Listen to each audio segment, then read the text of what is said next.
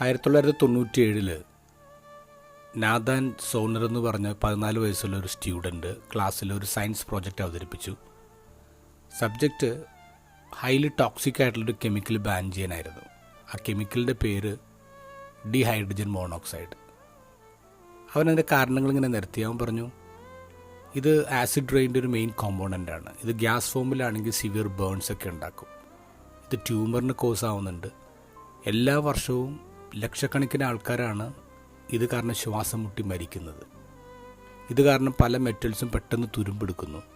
ഇത് കൂടുതൽ ഉപയോഗിക്കുന്നു, എന്നിട്ട് പെട്ടെന്ന് നിർത്തുമ്പോൾ വിഡ്രോവൽ സിൻഡ്രോം ഉണ്ടാവും. അങ്ങനെ റീസൺസൊക്കെ പ്രസൻറ്റ് ചെയ്തിട്ടൊരു വോട്ടെടുപ്പ് നടത്തി. ക്ലാസ്സിൽ 50 കുട്ടികളായിരുന്നു. അതിൽ 43 കുട്ടികളും പറഞ്ഞു ഈ ടോക്സിക് കെമിക്കൽ ബാൻ ചെയ്യണം, ഡീഹൈഡ്രജൻ മോണോക്സൈഡ്. ഇനി എന്താണ് ഈ ഡീഹൈഡ്രജൻ മോണോക്സൈഡ്? അതിൻ്റെ മറ്റൊരു സയൻറ്റിഫിക് നെയിമാണ് H2O എന്ന് പറഞ്ഞാൽ വെള്ളം. നമ്മൾ കുടിക്കുന്ന വെള്ളത്തെയാണ് ബാൻ ചെയ്യാൻ പറഞ്ഞത്. ഈ പ്രോജക്റ്റ് നാഥാൻ സോണർ അവതരിപ്പിച്ചത് മനുഷ്യനെ എത്ര പെട്ടെന്ന് പറ്റിക്കാൻ പറ്റുമെന്ന് തെളിയിക്കാൻ വേണ്ടിയാണ്. അങ്ങനെയാണ് സോണറിസം എന്ന് പറഞ്ഞ ടേം കോയിൻ ചെയ്യുന്നത്. സോണറിസം എന്ന് പറഞ്ഞാൽ twisting simple facts to confuse people. 100% ഫാക്റ്റാണ് പറയുന്നത്, പക്ഷെ അതിൻ്റെ നല്ല വശങ്ങളൊന്നും പറയുന്നില്ല, ബോധപൂർവ്വം മറച്ചു വയ്ക്കുകയാണ്. അങ്ങനെ മനുഷ്യരെ പറ്റിക്കുകയാണ്. ഇന്ന് ചില ടെലിവിഷൻ ചാനലുകളും യൂട്യൂബ് ചാനലുകളൊക്കെ ചെയ്തുകൊണ്ടിരിക്കുന്ന കാര്യം ഇത് തന്നെയാണ്, സോണറിസമാണ്.